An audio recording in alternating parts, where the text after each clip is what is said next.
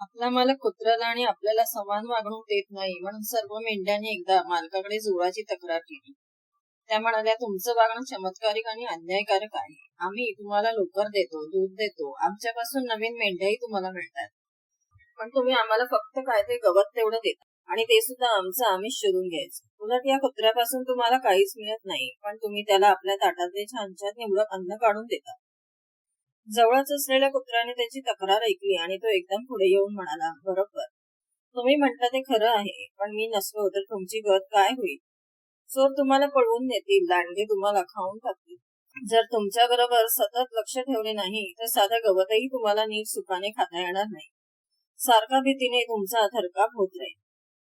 मेंढ्यांच्या डोक्यात या बोलण्याने प्रकाश पडला आणि पुन्हा त्यांनी कधीही कुत्र्याच्या विरुद्ध तक्रार केली नाही.